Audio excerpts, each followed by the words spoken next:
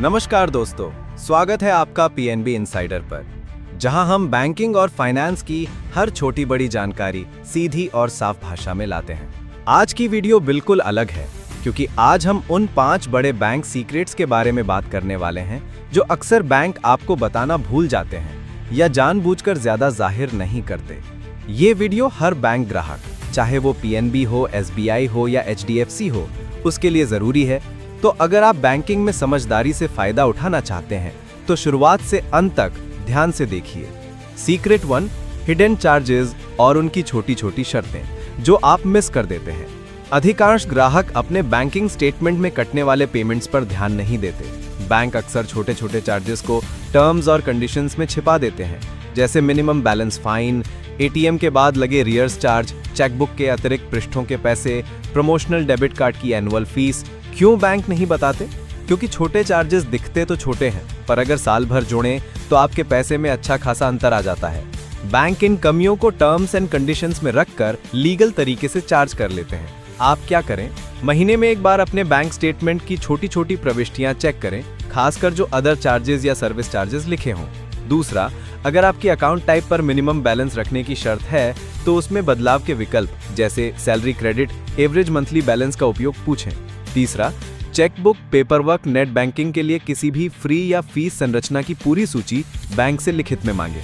चौथा, अगर कोई रेगुलर चार्ज लगता है और आप उसे अनावश्यक समझते हैं तो ब्रांच मैनेजर से निगोशिएट करें, खासकर यदि आपके पास अच्छा रिलेशनशिप जैसे लंबा अकाउंट या एफडी हो।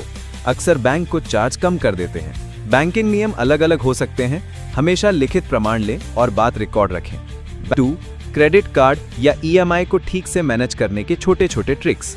आप में से कई लोग क्रेडिट कार्ड का इस्तेमाल सिर्फ खरीदारी के लिए करते हैं, लेकिन कार्ड में कई छुपे फायदे होते हैं जिन्हें सही तरीके से इस्तेमाल करने पर बैंक भी खुश और आप भी। वहीं गलत इस्तेमाल से बड़े चार्ज और हाई इंटरेस्ट लग सकते हैं। बैंक क्या नहीं बताते? कई कार्ड पर cashback, milestone benefits, annual fee waiver की शर्तें वैसी नहीं होती जैसी मार्केटिंग में लगती हैं। कार्ड का यूटिलाइजेशन % ज्यादा हुआ तो सिबिल स्कोर पर नकारात्मक असर होगा। ये अक्सर क्लियर तरीके से समझाया नहीं जाता। आप क्या करें? एक क्रेडिट कार्ड का बिल पॉइंट समझें, बिलिंग साइकिल और ड्यू डेट अलग होते हैं, सही समय पर पेमेंट करें। दूसरा, क्रेडिट यूटिलाइजेशन 30% से कम रखें, मतलब जो क्रेडिट लिमिट मिली है उसका 30% से ज्यादा उपयोग ना करें। तीसरा, अगर आप लगातार कार्ड फायदों के लिए खर्च कर रहे हैं तो एनुअल फी वेवर के लिए नेगोशिएट करें। कई बार पहला साल शुरू में फ्री मिलता है लेकिन रिन्यूअल पर चार्ज होता है। नेगोशिएट करना फायदेमंद है। चौथा, ईएमआई पर खरीदारी करते समय processing fee, pre payment penalty और इंटरेस्ट रेट चेक करें। कुछ ऑफर्स में नकली 0% ईएमआई के नाम पर बेनिफिट कम रहते हैं। सावधानी, ईएमआई और रिवॉल्विंग क्रेडिट दोनों अलग होते हैं। बिना समझे पार्ट पेमेंट करने से जटिलता बढ़ सकती है। सीक्रेट 3, बैंक के अद्वितीय प्रोडक्ट एफडी, स्वीप इन, फ्लेक्सी एफडी और कैसे ये आपको फायदा दे सकते हैं। बैंकों के पास एफडी के कई रूप होते हैं, सामान्य एफडी, फ्लेक्सी एफडी, स्वीप इन अकाउंट आदि। आप इन्हें समझकर बेहतर रिटर्न और लिक्विडिटी दोनों पा सकते हैं, पर बैंक आपको हमेशा हर विकल्प के फायदे साफ नहीं बताते। क्यों लोग नहीं जानते? क्योंकि ब्रांच में आमतौर पर केवल बेसिक एफडी और एसबी के बारे में बताया जाता है। स्वीप इन और फ्लेक्सी एफडी जैसे प्रोडक्ट थोड़ा टेक्निकल होते हैं और बैंक भी सिर्फ जरूरत के हिसाब से सुझाव देता है। आप क्या करें? स्वीप इन अकाउंट बचत खाते में कैश फालतू रहने पर उसे ऑटोमेटिक एफडी में बदल देता है और जरूरत पड़ने पर फंड वापस कर देता है। इससे लिक्विडिटी भी रहती है और ब्याज भी। अगर आपकी बचत में अक्सर उतार चढ़ाव होता है तो यह अच्छा है। फ्लेक्सी एफडी, मैच्योरिटी पर आप पार्ट विड्रॉ कर सकते हैं, पर ब्याज उस पर अलग तरह से मिलेगा। खासकर छोटे इमरजेंसी के लिए अच्छा है।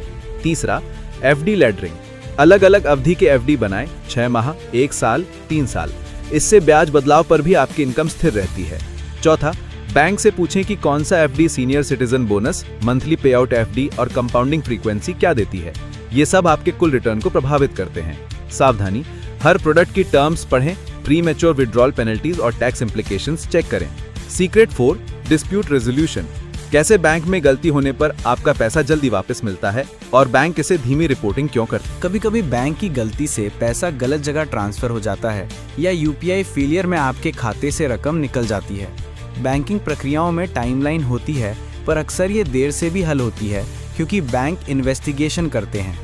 ग्राहक को पता होना चाहिए कि किस तरह कंप्लेंट दर्ज करें और एस्केलेशन पाथ क्या है। बैंक क्या नहीं बताते?